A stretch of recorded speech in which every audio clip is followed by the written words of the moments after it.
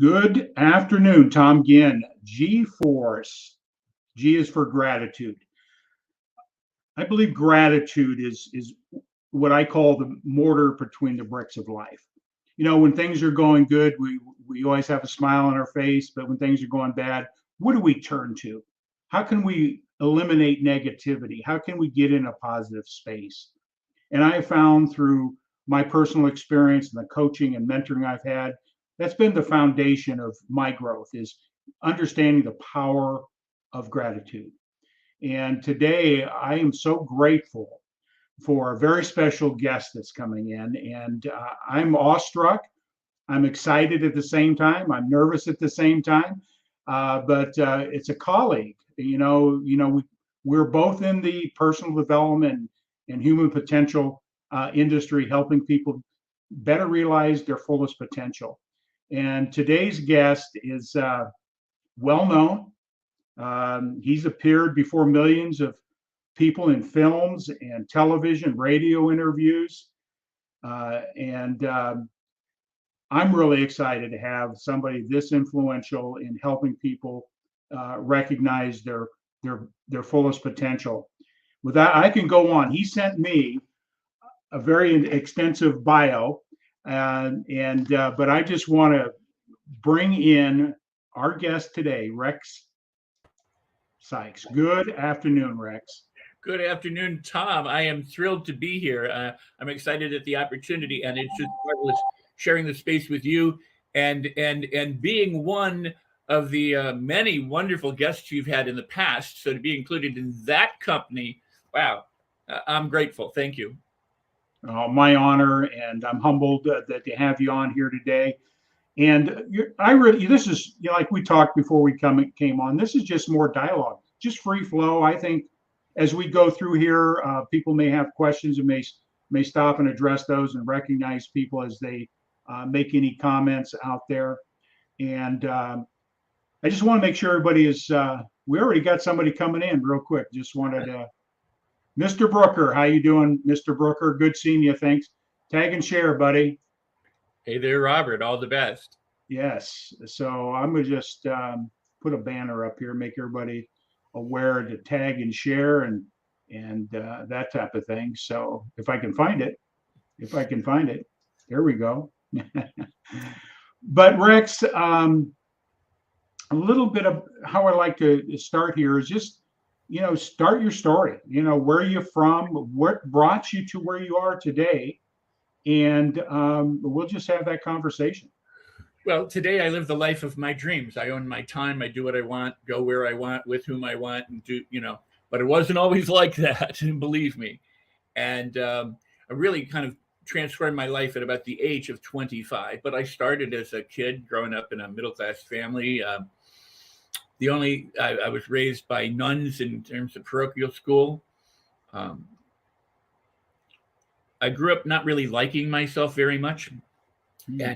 And feeling, I think my parents, I don't think, but my parents loved me. They gave me a nice life, but I just didn't feel good about myself. And my dad would say, you have a dark cloud following you around. And so about the time I was 6, 7, I asked my mom, being Catholic, first off, I thought the priest had a magical connection with God somehow. And I wanted to be a mystic. I wanted to be a priest, not necessarily a Catholic priest, but I wanted to change somehow. And I didn't know how. So we had books in the house like the Bhagavad Gita and Think and Grow Rich and other thought leaders, East and West. And so I asked my mom if she would read me those. So Saturday afternoons we spent watching like Marx Brothers movies with my mom and different old time television. And evenings before I'd go to bed, she'd read me from these books. So started very young, kind of with this indoctrination process of the fact that you can do and have anything that you want. Didn't actually actualize it in many ways. I became a meditator at a young age. I got involved with hypnosis at the age of 11. My dentist was a hypnotist, practicing in his dental practice, but also otherwise. And a stage hypnotist who helped me. At that time, my dad took me out to see a show, and I said, "Hey, can I learn from you?" And I was a kid entertainer. I did magic and mind reading around the country, essentially. And by the time I was 25, I had a crisis. I had skydiving injury that I went to a doctor in Beverly Hills, and he misprescribed a combination of pills that should have killed me. It was a fatal combination of medicine that he didn't think anything of. I took it and survived. They literally called me a medical, a walking miracle. The fact that I didn't die was miraculous.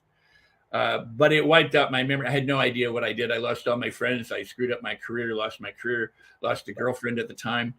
Just totally went completely downhill. Had amnesia for a great period of time. And I didn't hurt anybody. Fortunately, I actually drove during this time, but don't know how. I did. And but at any rate, people started giving more medications to try and calm me down, get me back to normal. Here, have a Quaalude, have this, have that, have that. So I started to become this walking pharmacy. And then I started to drink because I was so confused and everything, that my sister called my parents who were traveling and said, you need to get back here. There's something wrong with, my brother. And so they came out, found me nearly at that point comatose, took all the pills and drugs and bottles and everything away, and were trying to decide if they should put me in a psychiatric institute, and took the distributor cap off my car and pretty much locked me in my apartment. I went cold turkey on the drugs and then felt so deeply ashamed and guilty and horrified that everything happened. Then I leapt out the window on my head trying to kill myself. I went 2 stories down, landed on grass, not on concrete. Story might have been different otherwise, and I fell over on the grass, and my first thought was, I can't even kill myself. I was so pissed. I was like, what the heck? I got up, I ran back around to my apartment. I'd locked myself out. I couldn't get back into my apartment. I was going to do it again. I'd keep doing it till it worked. And so my parents eventually had to leave. They had to go. And I didn't go into an institution. I tried to find some therapists and different things. And everybody wanted to put me on drugs. Here, you need this. And I go, no, you don't understand. I just was on drugs. I was prescribed medicine. I don't want more medicine. I got to do this without it. So I abandoned therapy after a while and decided to lock myself in my apartment to see if I could regroup, fall back into my Napoleon Hill and Eastern philosophies and meditative practices. And so I committed to sitting in a chair. I did that for a minimum of about 6 weeks, or a minimum 6 weeks, might have been longer, but where I sat in the chair, I would affirm, I would visualize, I would try and relax, I would use hypnosis, I would do all these things. And in about 3.5 weeks, I suddenly hit on something that started to work. And I started to change gradually and slowly. I started to understand, wow, I don't have to live the way I did. I can live a new way. And things began to shift. And so about 6 weeks, later, I emerged kind of like a butterfly, from a cocoon, but I more like a toddler. I didn't burst out like Superman going, I am king of the world. I was like, okay. And I won back my friends. I got back my career. I did everything because of the mindset that I had developed and the heart set that I developed and the behavioral skill set that I was learning to develop. And so I started to, because of what I had learned, I decided to start sharing it. I was an actor. I was teaching acting at the time too. So I started doing workshops in sharing what I had discovered, and in meditation. They were mostly personal transformation workshops that then I later included business people. I added NLP into it later on as well, and all sorts of personal change stuff. I created my own systems. I have the Attitude Activator, Mind Design, the Ultimate NLP Home Study course. I was certifying people in NLP all around the world. And so my clients or my customers or the people who came to me at the time were from every single walk of life you can imagine. Top administrators, CEOs, entrepreneurs, all the way down to whatever there was. I've had pig farmers, beekeepers, librarians, teachers, accountants, salespeople, everybody, anyone and everyone who wanted to come to me could come to me. I had a 100-acre retreat center where people would come. They'd spend anywhere from 3 days to a few months with me and learn. And we did that for about a decade at the retreat center. A lot of corporate training, business training for people, would go in and teach different topics, how to communicate, how to get unstuck, how to, make employees more productive. But I've been doing it now for over 42 years. And, and primarily it's about transformation. See, there's 3 things you can do, really. I mean, you can transmute, you can change your energy to another form of energy. You can bring something that's invisible to the visible. You can take an idea and make a tangible product out of it. You can transform something, change it. You can transcend it.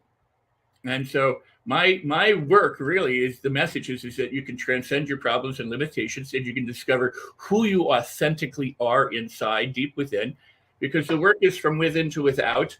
Everybody thinks it's from without to within, but it's from within to without, or as above to below, so that you can be, do, and have. And when you are it, when you be it, then you start doing the right things. You don't have to try things and struggle to do things and do all the efforting that most do. By the way, the notion of massive action is a huge myth. It's just wrong. It's a lie. Does it work? Yeah.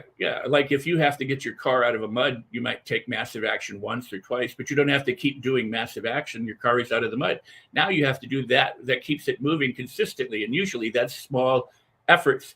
See, what I discovered after all of the stuff that I'd gone through is that the law of the universe is the law and of your brain, because my background is whole brain learning and accelerated learning, is the law of least effort and conservation. The brain works by doing the least it has to do in order to keep you alive, keep you doing whatever to protect you.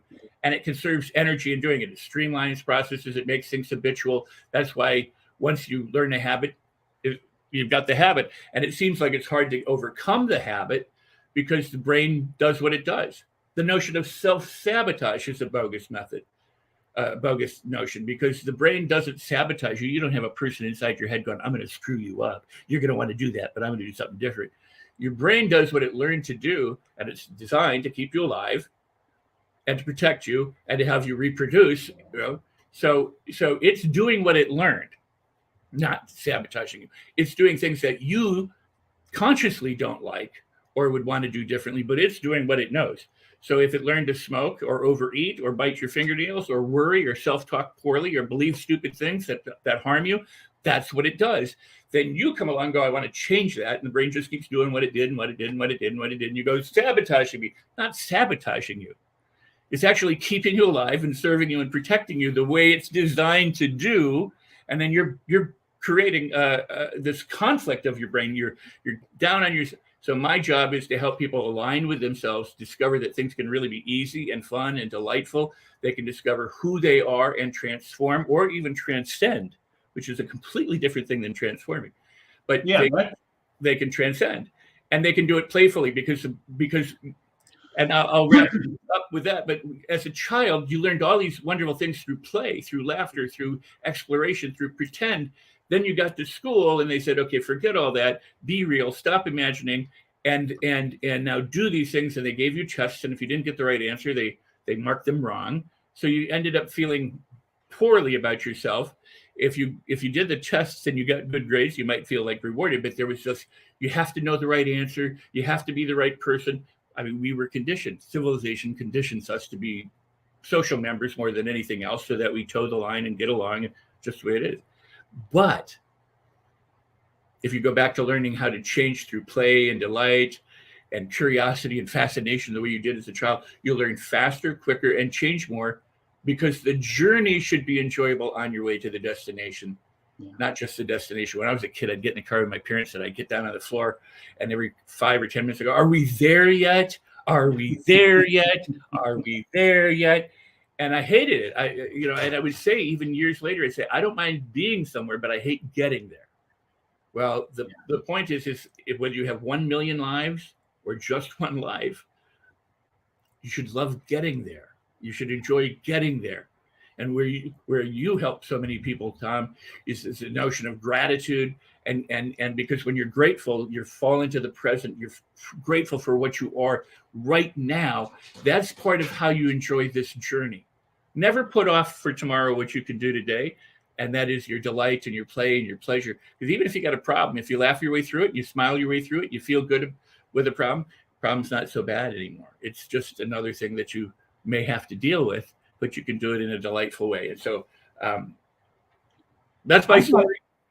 I got it. I just, you mentioned transmutation, and that comes out of Napoleon Hill. Mm-hmm. And that's taking that energy and redirecting it to manifest something other. I totally under the transformation, which, a lot of people say, which transformation, but transcending is I really, really that resonated with me, that transcending, because if I'm not mistaken, and you can correct me, you're more versed in this than I am for sure.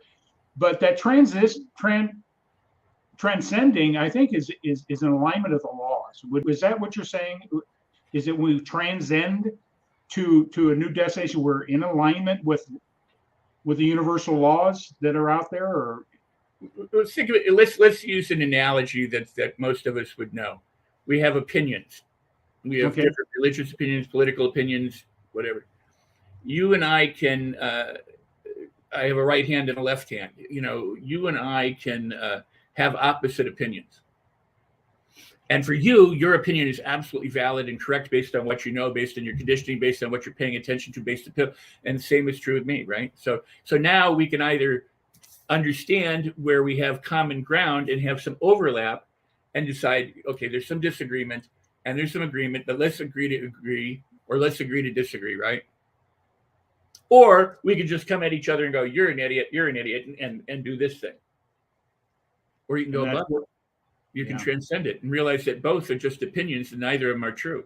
Both of them are just subjective experience, and it's not right or wrong, either one of them. It's being beyond it so that you can look at it without judging it, without labeling it, without looking at one or the other and going, well, Tom is right and Rex is wrong, or Rex is right and Tom is wrong.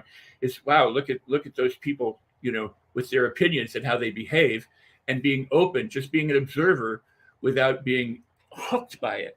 And so you can transcend. Some people call it enlightenment. Some people will say it's a Satori experience, that you have these moments of flashes of awareness.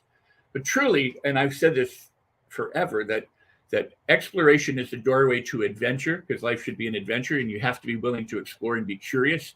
So the moment you say you're wrong, or that's right, or I'm right and you're not right, then you're no longer exploring. You're not. And so curiosity and awareness are the keys to transformation, because if you're open and curious and you can become aware of hey, you know what, I'm hooked right now, you can choose to be unhooked. You can get unhooked, and you can go beyond. So this is, you have the right attitude yourself. Don't wait for others to make you happy. Absolutely, Jay. Thanks for jumping on, Jay. Good seeing you, buddy. Yeah. That goes back to some of my teachings from Bob Proctor, and I know you very familiar with these entities out there. But one of the things that I really, culturally, we have been squashed. The thinking of having a fantasy like a child, right? That childlike fantasy that we have, and that gets squashed. And I try to get people back to that state, because that brings a whole different level of energy and emotion, that exploration, and it creates creativity. And unfortunately, in our culture and our education, that has been squashed. It's been squashed. And I think that's what I try to get people, think back to when you were a child. Tom Ginn, fantasy was a pirate. I played pirate, and I had the sword and all that. And it was as real as you and I looking at each other right now. But what happens, that gets squashed, and that creativity gets pushed down. And I just loved what you said, that child energy, being happy. And that's a state that we can create. And I'm excited to hear that, because many people think fantasies and being childlike is, I'm beyond that. I'm 62 years old. Why should I be like a child? Our power's in our childness, as I call it. So I appreciate what you said. Very beautiful. Well, you can transcend more easily through meditation, meditative practices, living. Now it's a buzzword. It's become a brand, mindfulness, but it's been around for eons. It's nothing new, but it's really wonderful practice, because the more aware you become without getting hooked by things, you can move through life and you see it for what it is. Right now, we blame our government, we blame God, we blame religion, we blame this person, we blame our spouses, our children, our parents, and we have these reasons for everything and this excuses for this, and none of that really matters. I mean, because it is what it is. Before humans were on the planet, things happened. There were earthquakes, fires, lightning strikes, animals killed each other. Floods happened, wiped out entire areas, forest fires burned, and nobody was there to call it a good or bad day or right or wrong event. Yeah, Humans came along and then said, this sucks. That fire just destroyed my hut, and it had my fur my fur coat in it and my tools, my weapons, so that's a bad day. This is bad. We because consciousness can do this. This is the beautiful thing about us, is we can evaluate. That is part of what we do. Sadly, we do that with prejudice. we look at other people and we judge them. We look at ourselves and judge us. We take circumstances and events and all this stuff and judge it. And the definition of fear is false evidence appearing real, right? I mean, you've heard that before. Sure. Everything is false evidence appearing real. Everything. Yeah. If it's a good day, a bad day, if a circumstances comes up, if a bank is closing your house, it's a bad day. And it's our own perspective, right? Our own lens, how we look at things. So there's a couple things you can do. You can transcend it all and become a witness to it, and know that this is how life is. It's a game, and move through it without being triggered. You can be free of your triggers. You can live qualitatively differently. You can live in bliss and celebration, and moment to moment, it kind of eternally in the present, knowing who you are as an authentic self, a spirit having a physical body kind of thing. Or you can transform it or transmute it. In other words, if you can't transcend, which you can, but if you don't transcend, you can always change it. So if you're predominantly thinking negatively, you can shift to predominantly thinking positively. You're transforming energy. Energy can't be created or destroyed according to physics. It can only be transformed. So this brings up another thing. Everything that is or will be or has been always exists in an eternal present. We judge time, but other than humans, before clocks and humans came around, you could argue there is no time. It's a consciousness concept. It's hard for us to wrap our brains around, but the only moment you really have is the present. You have the past, and people bring that. We have memories of the past, but it's no longer here. I mean, something happened to me as a child. Like, I had cowboy boots when I was a kid. I don't have those cowboy boots anymore. Now, I could have them on my mantle, like some people make little baby boots in gold or whatever. You can have, mementos from your past. Well, people do that with emotional injury and good things. What do you remember? You remember the things of significance that had a high enough signal value to get wired into your brain so that it's memorable, not so good or good. And then people drag that stuff with them. They go, I'm a victim of this, or I'm a survivor of that, or when I was a kid, I was this, or something like that. You have two ways to look back on the past. One is that it was horrible and it's responsible for who you are today. Or it was wonderful and today doesn't look like that anymore. Today it's different. Then it was great. The good old days, the wonderful, boy, I thrived when I was a kid, but now look at me now. Well, some of it seems to be true because as a kid, from womb on, you and I were conditioned, and Aristotle said, if you show me the 7-year-old child, I'll show you the adult, because about the time you're 6, 7, 8 years old, your personality is pretty much established. You've been conditioned by your primary caretakers, peers, media, messages, whatever that might be. And it's been going on since the humans appeared on the planet. Yeah. It just like in scripture, it says, give me your child for 7 years. Yes. Exactly. Yeah, that's who we are. Most people are running on that script at age 7. And I look at myself and the things you're saying to me is I just get excited to hear this, is that so many people are stuck. And I'd just like to ask you a couple questions here. So who were the most influential people that moved you down the path to where you are?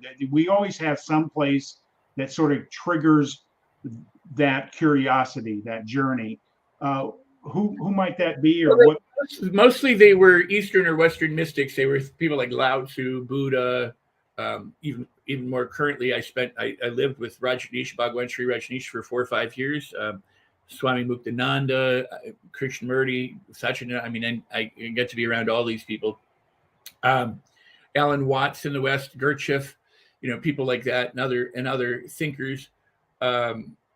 Napoleon Hill was a major influence when I was a kid. Joseph Murphy when I was, later, I guess maybe as a teenager or something.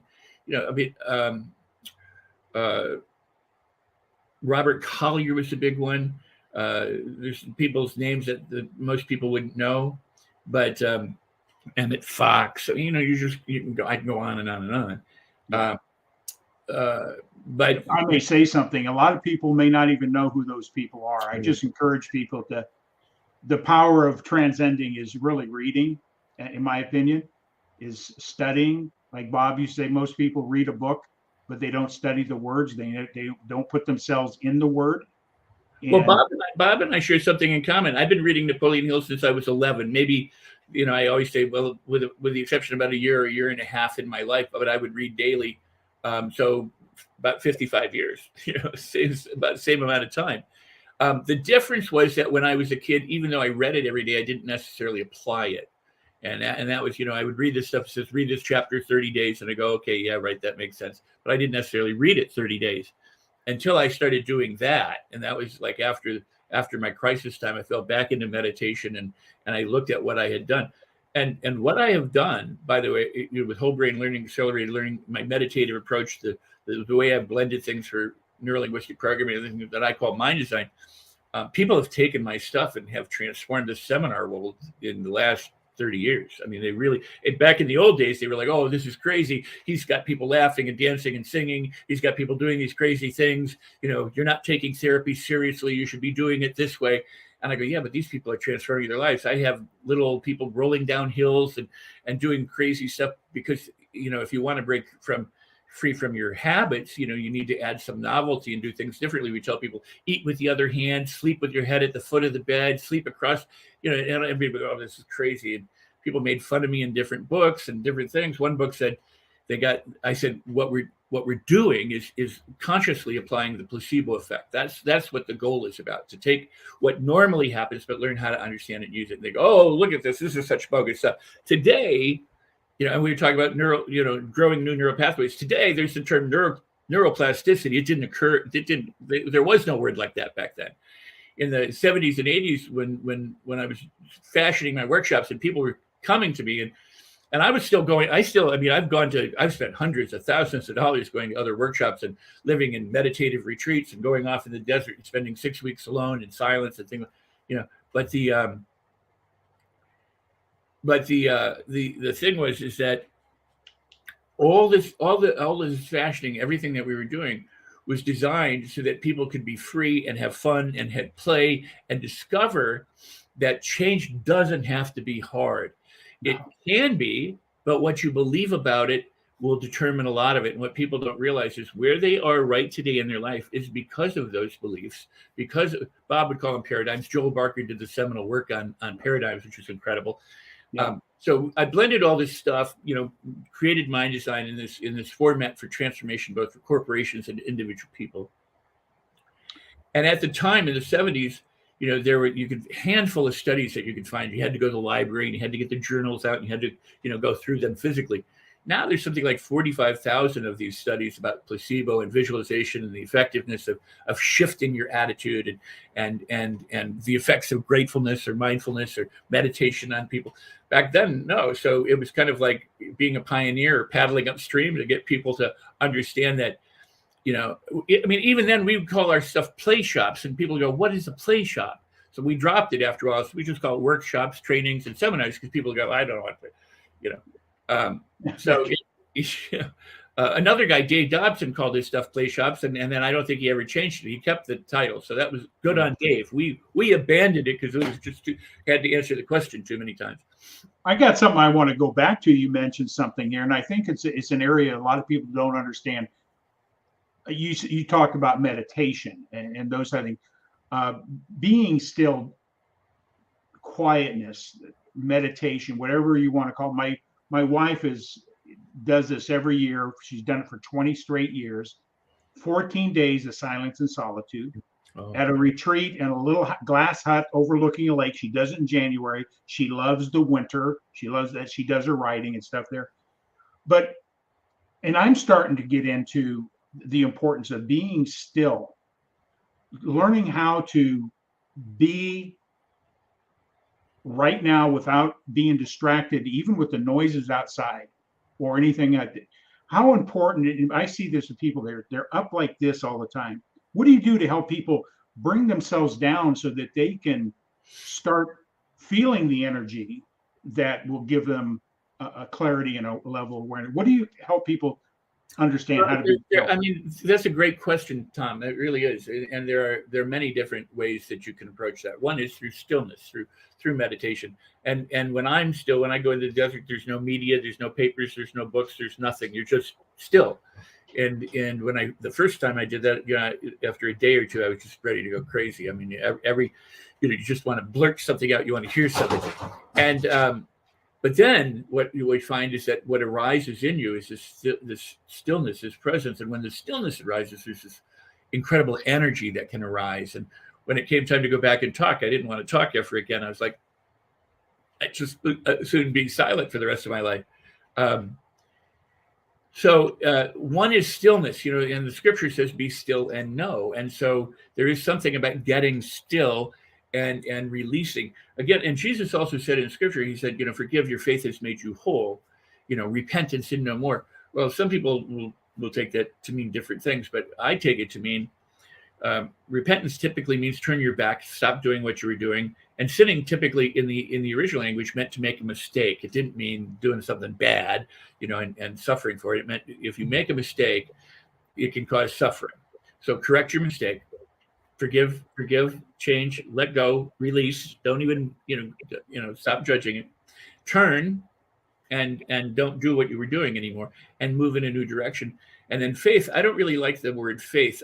Hill used it a lot, in Napoleon Hill, but really I like the word certainty. You can say that David approached Goliath, with faith that God would prevail. He said, this day God will prevail.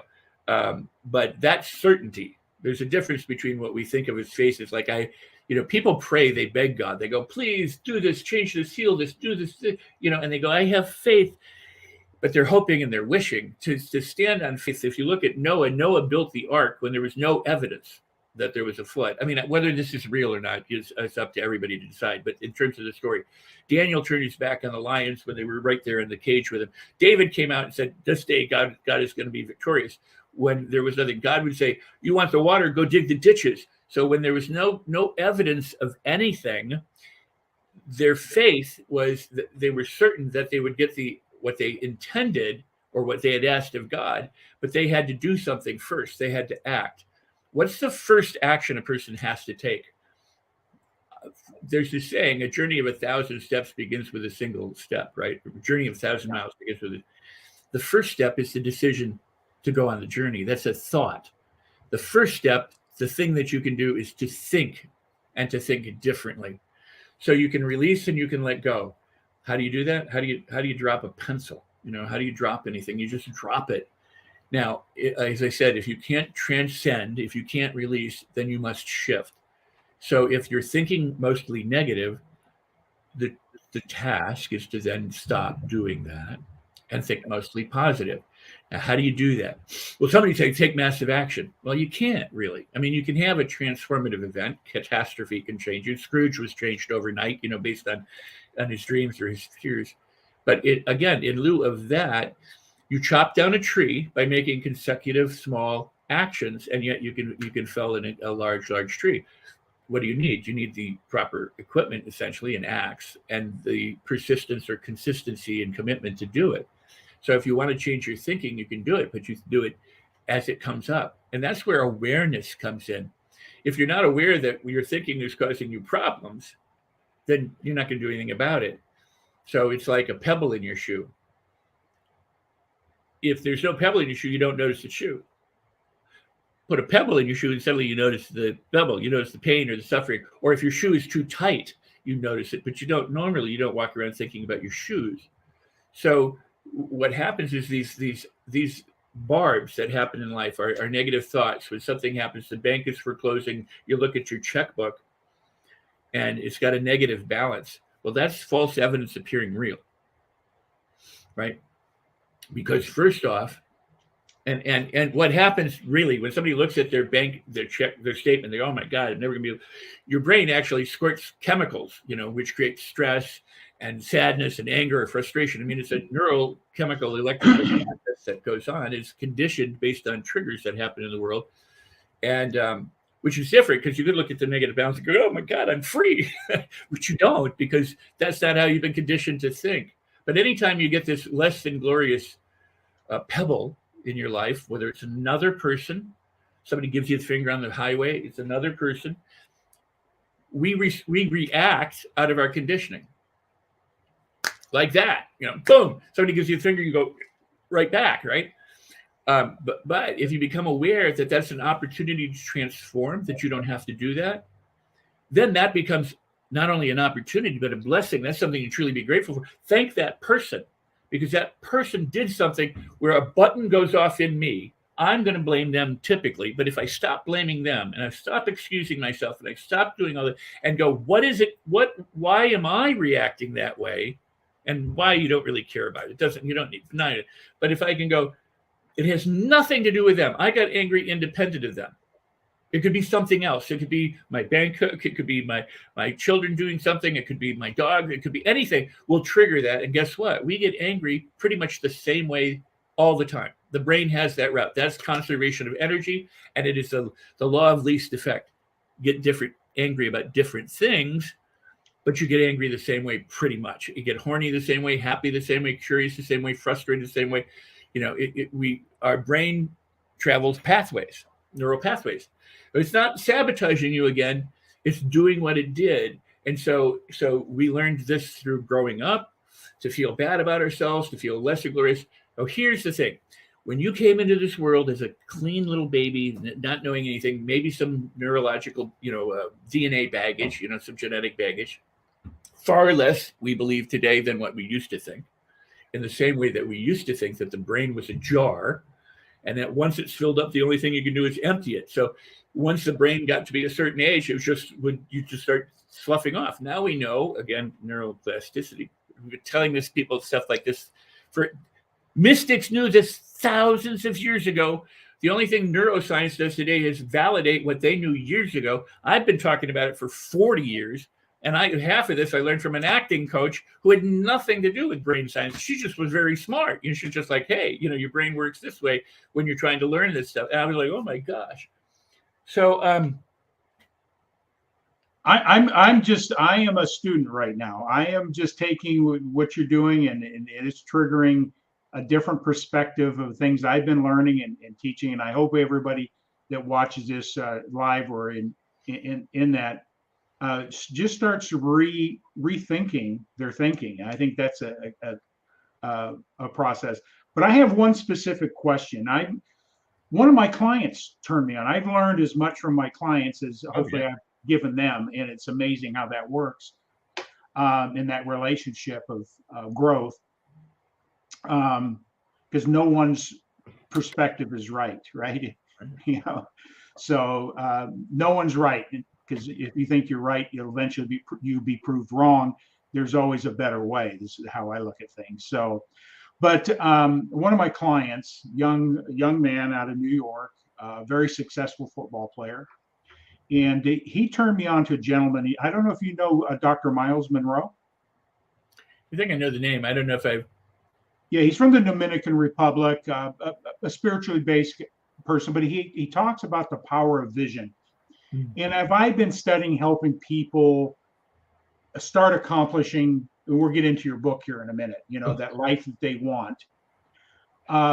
He gave me a perspective that really shifted something, and you can comment on it or whatever you want to say, but I come to find out from Dr. Miles Monroe, the power of the vision, the outcome before you seek it. It's clear, you're emotionally tied to it.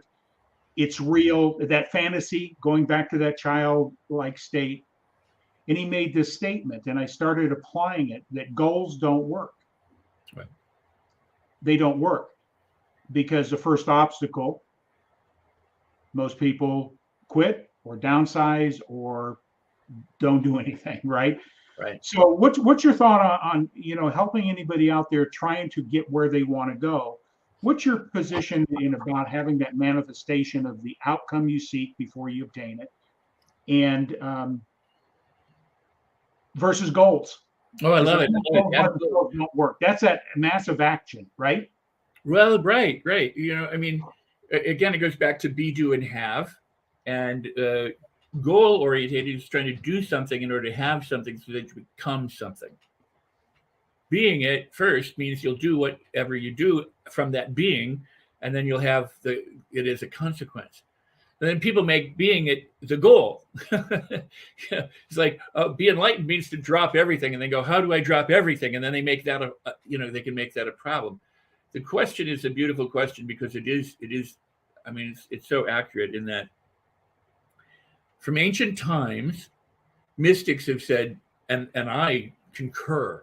Not that my agreement with mystics means anything, but from my experience, from my life.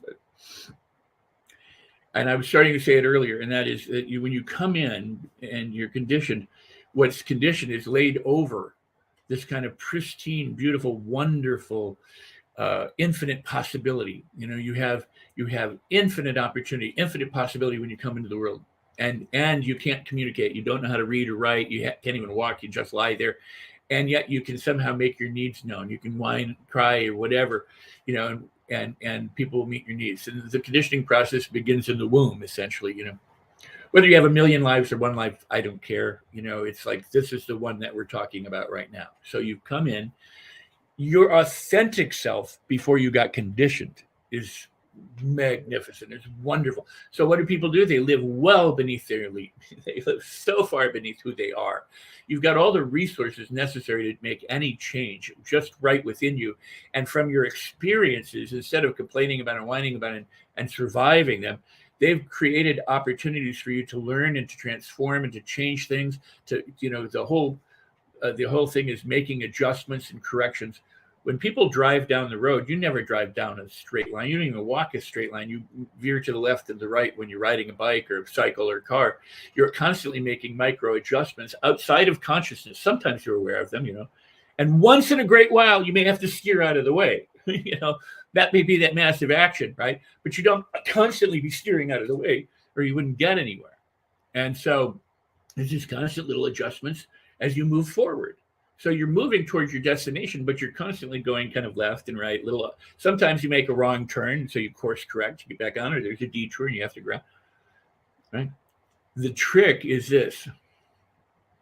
The lack of evidence is not evidence of lack. The fact that you can't see your authentic self yet or know who you are yet doesn't mean it doesn't exist.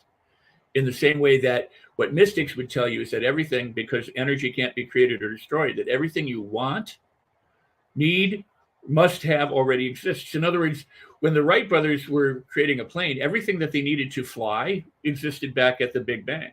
It existed at the beginning. They may not have had paper or plastics. That all had to come along, through human consciousness to be developed. But all that was necessary for plastic and for rubber and for metal and for existed at the beginning of time.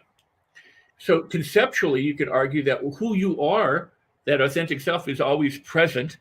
And who you want to be is always already there. Can't be created, can't be destroyed. It's already existing. So you live from the feeling of that person already being the person you want to be. You live from the goal already, the result. Instead of getting there, you live from the end result of the goal. What is it that I want? I want $1 million. So now you say, I am a millionaire, and you live from the place of being a millionaire, whatever it might be. And if you transform yourself and you be it, so that now you feel it with that certainty.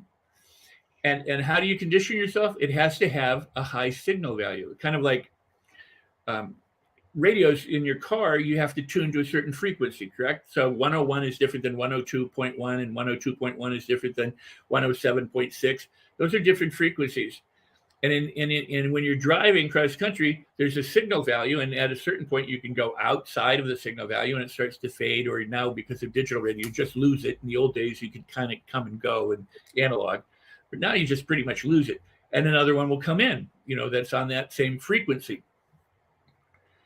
Your brain works through high frequency, meaning you remember significant times in your life that were both negative and positive because of significant emotional experience attached to those. The day-to-day living that you don't remember much is because it's pretty much all the same. So if your life is filled with lots of negative stuff of high signal value, that's the stuff that you tend to remember and that you tend to drag with you.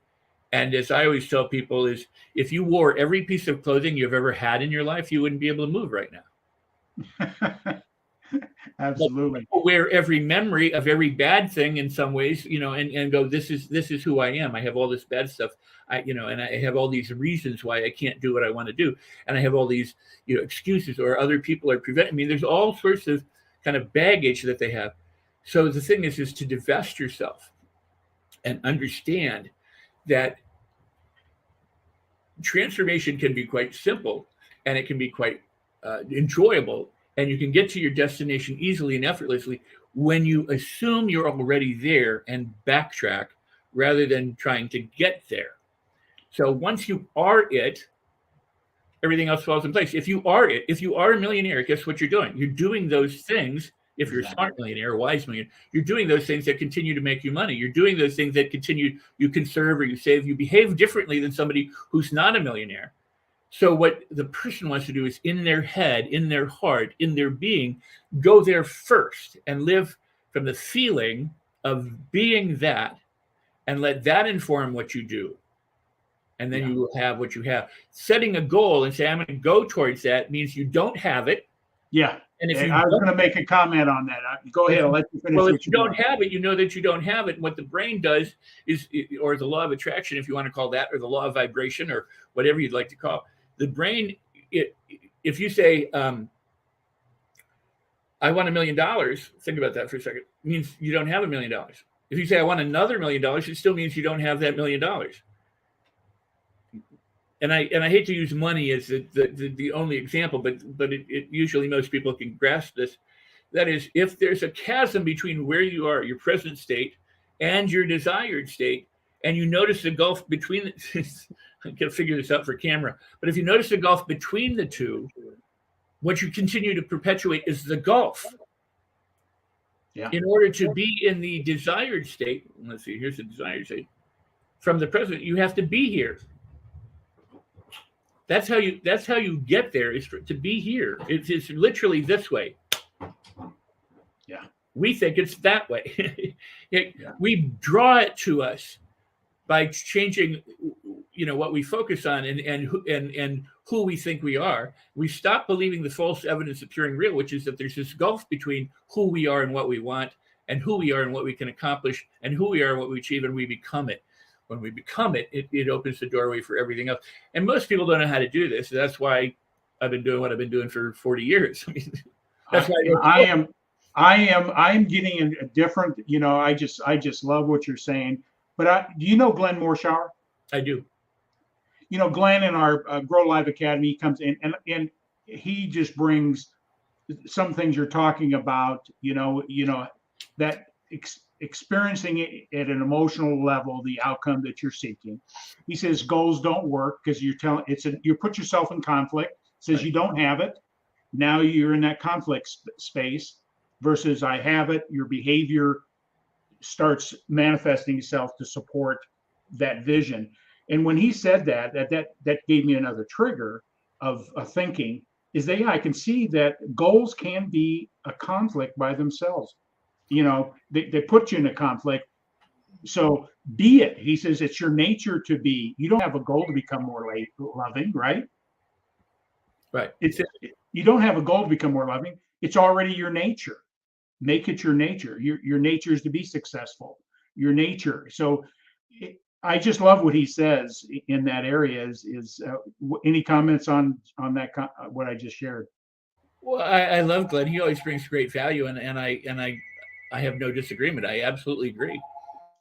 Okay. And let's talk a little bit about your book here. I'm going to bring this up, because I think, I tell you what, time is.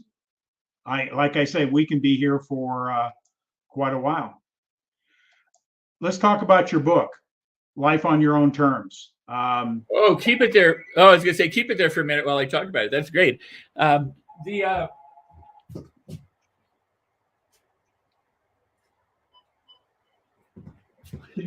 You can take it down. I just wanted to do something off camera, and that was shut down one of my business phones, so I can over in the office. I wrote the book because a lot of people just don't know how easy it is to change, and I wanted to demonstrate to people that if drop by drop the tub fills, You don't have to, it may take longer, but it fills. And when you eat a meal, you don't shove everything into your face at one time and swallow it and be done. And you don't eat only once a day. You eat maybe multiple. So some people eat once a day, but you may eat multiple times a day, and you eat, more times than that. You get nutrition in order to be alive. And so the book is about how you can have nutrition in your spiritual, emotional, mental, physical, financial life, and to create the kind of life you want.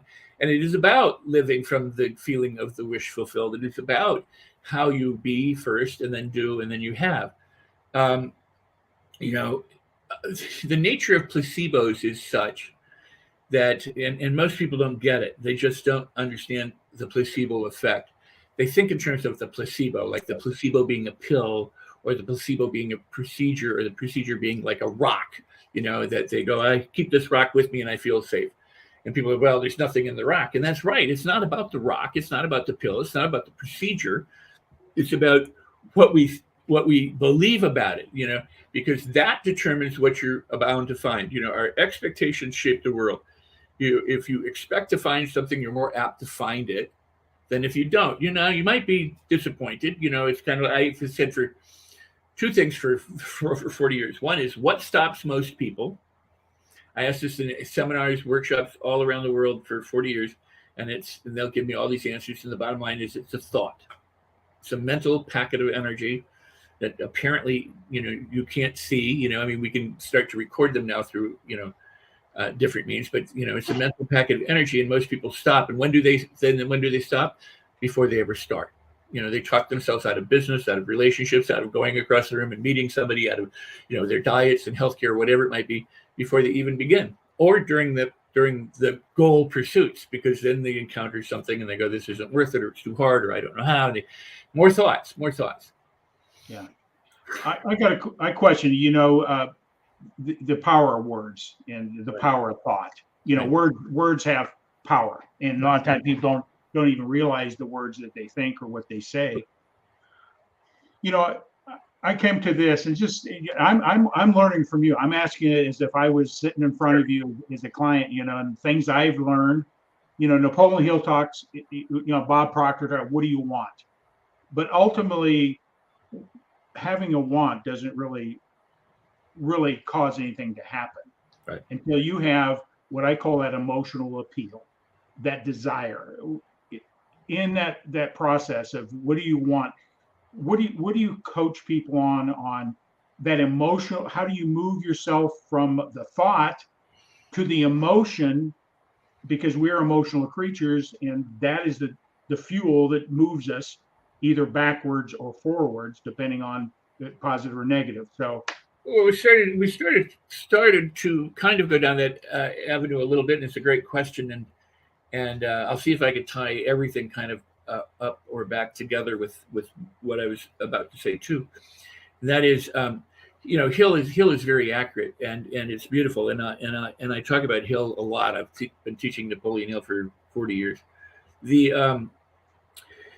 You said you have to have this white hot desire. So I love all the stories. And when I was younger, I didn't get the stories. Now the stories to me are some of the most important and potent examples of change. The book starts off with Edward C. Barnes wanting to be the partner of Edison. So he hops a freight train, dressed as a hobo, goes to see Edison to put him on notice that he is going to be his partner. And then it says in the book, what he said was not as important as the look in his eye. Edison said, I know when people have a certain look to pay attention. So I paid attention. I gave him a job as a janitor. Obviously, he was not a partner of Edison from the get-go. But this is in the chapter on desire. And Hill says, you have to make it a white-hot obsession. So did Barnes start as a white-hot obsession? He said, no, I probably started as a wish or a want. But he made it a white-hot obsession to the point where he got and left, and he went and he acted because of his white hot obsession. He had to have it. There's more to that than this, but this is the thing. I tell people all the time, I go, if you throw at a boomerang comes back, not a teacup. What you put out, you get back. If you put out a want, you get a want back. You put out a wish, you get a wish back. You put out a blame, you get a blame back. If you put out hate, you get hate back. You put out love, you get love back. It doesn't change. Hold on, I got to tell my dog to stop trying to break down the door.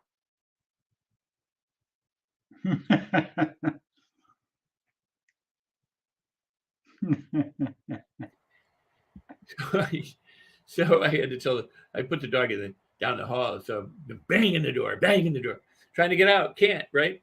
Anyway, so he had to convert that into a white-hot obsession. Not only does it become an obsession, but in his mind, he became certain that he was already the partner of Edison, because he said, I'm going to put him on notice. He didn't say, I'm going to be your partner, or I want to be your partner. Someday this will be a partner. He says he was that. So you turn the second page, if you can hear that, the dog bang in the door.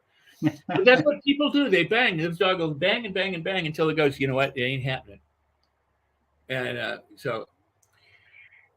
and then it may have to go out. So that may be something I need to take care of. But and if she has an accident, then it's on me. So it's not the dog's fault. We are wrapping up here in a few minutes. So yeah, no, and it's all good. So the point is, it became this certainty. He had to develop the certainty. And how did he do that? Well, you turn the page. This to me is the most telling part about Barnes. And the page, depending on which version of the book you read, it says for 5 years, with no outward evidence that he would ever be the partner of Edison, he worked as a janitor. But he kept inside himself alive this obsession, this that he was Edison's partner. What does that tell you? It tells you he was certain on the inside and that no evidence existed on the outside. What was the evidence? He was a janitor. False evidence appearing real. What was real? That he was already a partner of Edison. Didn't have a goal, wasn't trying to work for it. He was working as a janitor, doing what he had to do, knowing that he was a partner of Edison. And when they couldn't move the dictaphone machines, dictographs, then he said, I'll do it. And the rest became history. Edison gave him the chance. He became a partner. He died a very rich man. R.U. Darby. Think about that. The story about R.U. Darby. Stopped 3 feet from gold. And everybody goes, oh, yeah, don't give up. Don't stop. Here's the thing. False evidence appearing real. He looked, couldn't find gold. So he quit. Was there. He didn't see it. It was there under the ground, 3 feet from him. And he didn't see it. Why? Because what he saw was the absence of gold, and evidence of a lack of evidence is not evidence of lack. So he sells off his equipment. The guy goes and hires a coach. He hires a consultant. And the consultant says, no, here's the vein, dig here. And the guy became very fabulously wealthy.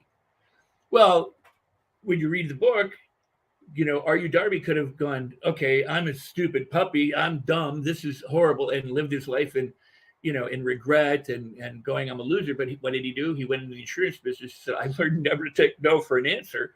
And he became very wealthy in insurance. The little girl who said, my mama needs 50 cents, in spite of the fact that some guy was ready to beat her, stood her ground.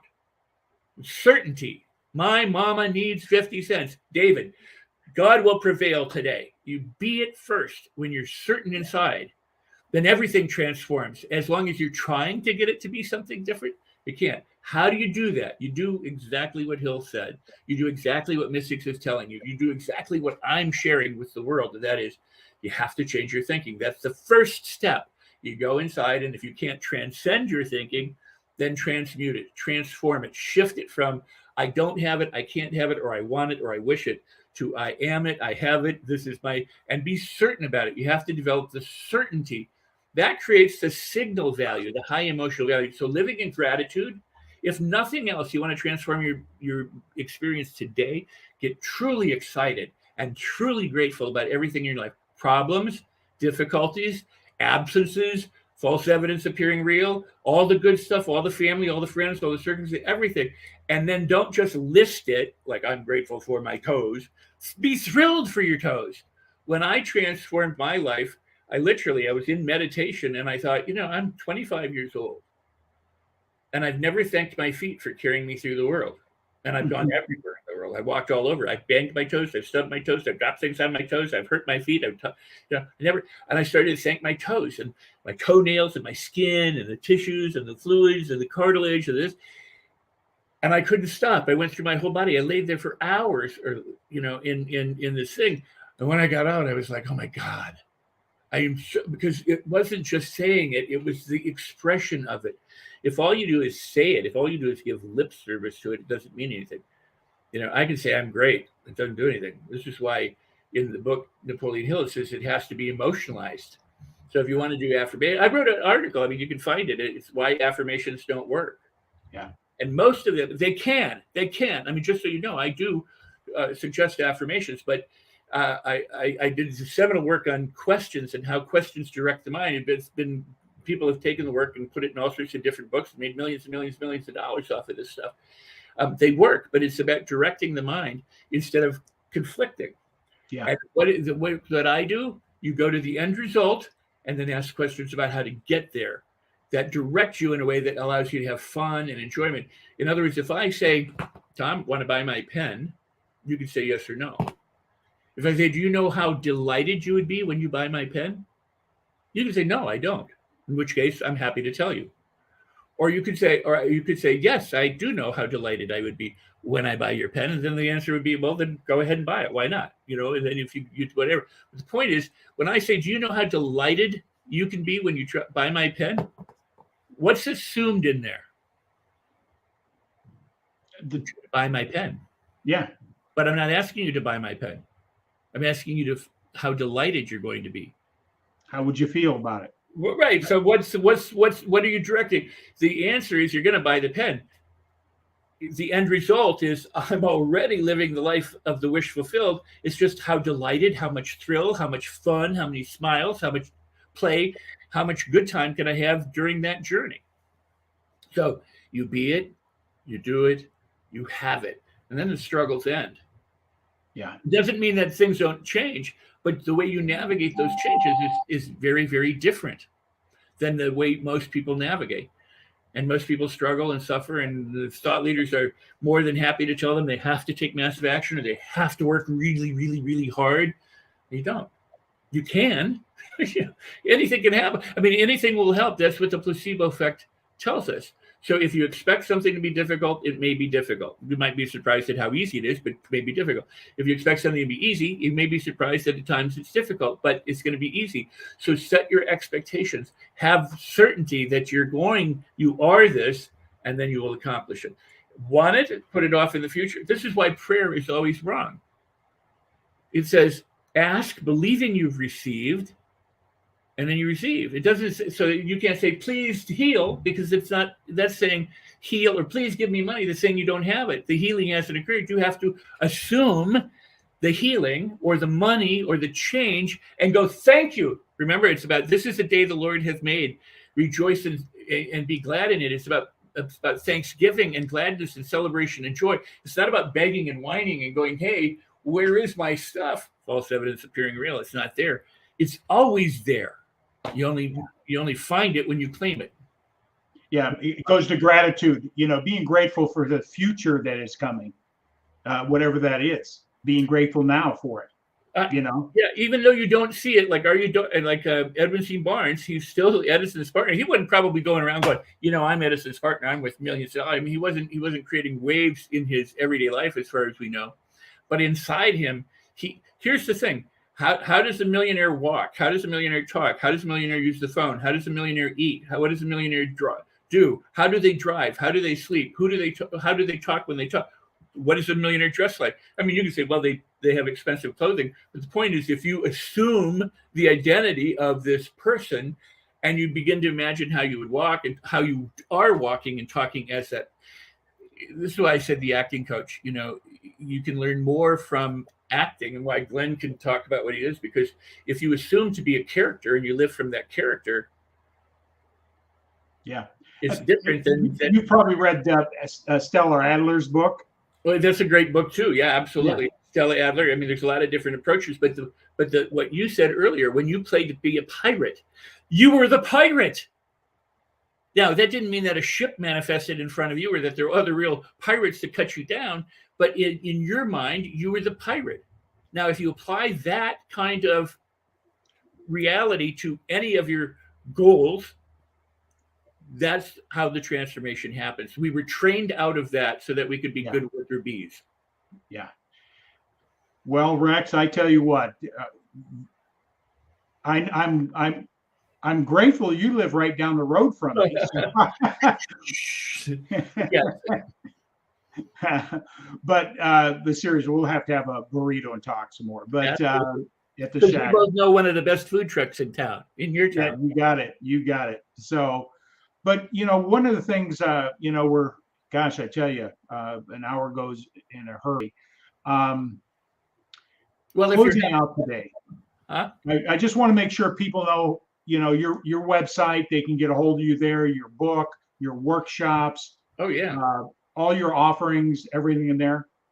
And Or they you can. know what? Here's what I would say: if you liked what you've heard, then jump in, dive. Take some action on it. Don't just let it be information that you do nothing with. And I do have programs. We have programs that we are. People are joining us right now in the Ultimate NLP Home Study course. It's the platinum standard for NLP programs and training. So I'm happy to say that. By the way, in the book, let me say this because I want to give people a gift who have the book. If you got the book, the hardcover or the soft cover from Amazon, take your receipt code and go to my website, which is rexsikes.com/book. So it's rexsikes.com/book. Take that receipt number that you got, put it in a little box there, just follow the instructions, and I'll gift you a $497 value training on the mastery loop, which is about how you master your thoughts, your feelings, your behaviors, your pocketbook, any talent or skill that you want to do. It's how we learn to learn without it being a problem or an issue. It's not just about memorizing, which is what you learned in school. It's about how do you actually behaviorally transform yourself. And that's the point of directed questions too, is that if it doesn't show up in your behavior, if your mindset doesn't change and you keep doing the same things that you've always done, well, you keep doing the same thing over and over again, you'll keep doing the same things you've always done. So but this is an opportunity for you to learn how to break from that, or break through from that, break out from that, and begin to do the things that you want to do, so that your life becomes the kind of life that you're meant to live. And really, what it's about is discovering how just truly incredible you already are, Yeah. without noticing it. So it's time to notice it and to claim it and to live from that. Well, my friend, I've got pulled some nuggets out that gave me a new level of awareness, and I just love this thing called growth. And we're all at different stages of experiences and everything like that, and uh, like I said, I'm honored and humbled to have you here as a guest today. Being a colleague in the same space, I learned a lot. So I'm just going to put you in the back room. Any other parting thoughts, or we're good? You can light a lit. Here's the thing. You can light your own candle, and when you do, you can light a million candles off of that candle, but yours has to be lit first. So when you live your life lit. Live, love, laugh, celebrate, have a marvelous time. Live the life that you can, because it's a life that you've been given. You only get one go around, as far as we know. So make the most of it. And how do you do that? Relax and drop into it. So with that, everybody, thank you. And I'm humbled to be here. I appreciate it. Thank you so much. Thanks, Rex. Well, I tell you what, I've spent 7-8 years studying just the tip of the iceberg of what was saying, and just brought a new level of awareness, a new level of understanding of what I've come to learn. But I got a long ways to go. I hope everybody out there today, will seek out what Rex is teaching. And with that all said, I'm so grateful for this moment. Gratitude is the bricks between the mortars, is the mortar between the bricks of life. No matter what the difficulties, no matter what the challenges that we have, go to a place of gratitude. Go deep on gratitude, and watch what it does. It opens what I call the gateways of life to more joy, more peace, and happiness.